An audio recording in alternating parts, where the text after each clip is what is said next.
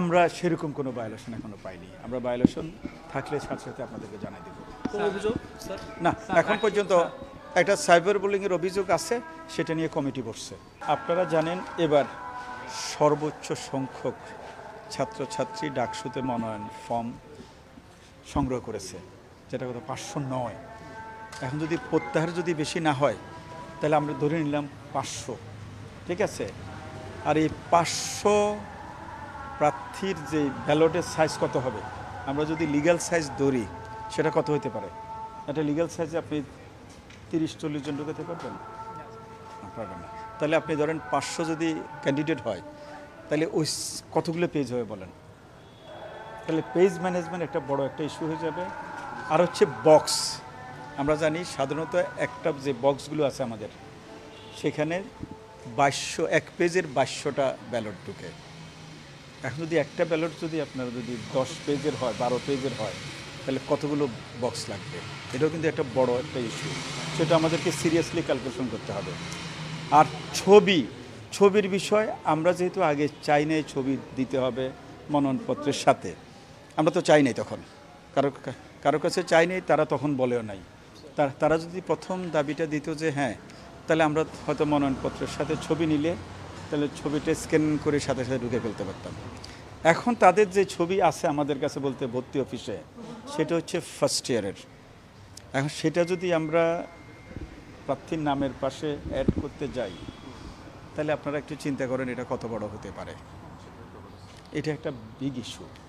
এরপরে যেহেতু দাবি আসছে, আমরা কমিশনে এটা আলোচনা করব না। এই মুহূর্তে আমরা এখন পর্যন্ত কোনো চ্যালেঞ্জ দেখছি না। আমরা ধরেন আমাদের এই মাইলস্টোনগুলো যেভাবে সেট করা ছিল আমরা সেভাবে চলছি।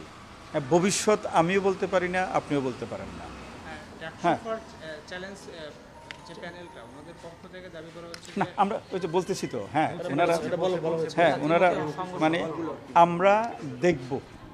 আমরা এখনো স্টিল, আমরা যেহেতু ফাইনাল হয় নাই এখনো, আমরা কমিশনে আবার আলাপ করব। বলছে যে পক্ষপাতমূলক আচরণ। না, পক্ষপাতমূলক তো আপনারা দেখছেন, আমরা কোনোভাবেই, আপনারা 12 তারিখ থেকে এখানে আপনারা সবাই ছিলেন, মানে 100-এর উপরে ক্যামেরা ছিল, আপনারা কোনো ধরনের পক্ষপাতের আচরণ আমার মনে হয় আপনারা দেখেন নাই। আমরা সম্পূর্ণ নিউট্রাল পজিশন থেকে সার্ভিসটা দেওয়ার চেষ্টা করতেছি ছাত্রছাত্রীদের জন্য। আমরা কোনো দল, পক্ষ, কোনো গ্রুপ, সেটা আমরা এখানে বসে কোনোভাবেই রিকগনাইজ করি নাই। আমরা রিকগনাইজ করেছি সে বৈধ ছাত্র কিনা, গঠনতন্ত্র অনুযায়ী সে ভোটার কিনা, এর বাইরে আমরা এক বিন্দু নড়ি নেই। তফসিলের সময়গুলোকে ঠিক থাকবে স্যার? আমাদের ইনশাআল্লাহ তফসিলের সময়টা সেটা আমরা ব্যাখ্যা করেছি কেন আমরা একটা দিন চেঞ্জ করলাম।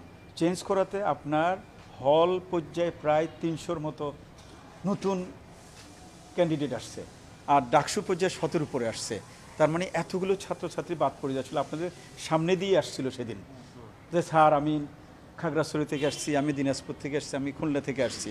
তখন আমরা ইনস্ট্যান্টলি আমরা কমিশন বসে জরুরি আপনাদের সাথে ডিক্লারেশনের পরে আমরা জরুরি সিদ্ধান্ত নিলাম যে যেহেতু এতদিন পরে ডাকসু হচ্ছে, আমরা ম্যাক্সিমাম ছাত্রছাত্রী যাতে ইনক্লুড হয় সেজন্য আবার সিদ্ধান্ত দিয়ে সাথে সাথে আমরা জানাই দিছি, যেটা আমাদের ক্ষমতার ভিতরে, যেটা আপনারা জানেন যে ওখানে লেখা ছিল কমিশন ইচ্ছা করলে সব কিছু ঠিক রেখে এই জিনিসটা একদিন বাড়ানো কমানো করতে পারে। তো সেটাই আমরা অ্যাপ্লাই করছি। আমরা কোনো দল, কোনো পক্ষ, কোনো গ্রুপের কোনো কিছু আমরা হাতে নিই নাই, কেউ অ্যাপ্লাই করে নাই।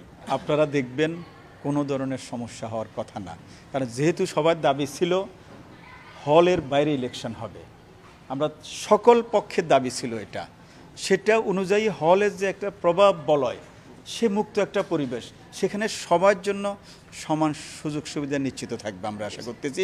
সেখানে কোনো ঝামেলা আপনারা ইনশাল্লাহ পরিলক্ষিত হবে না মনে হয়।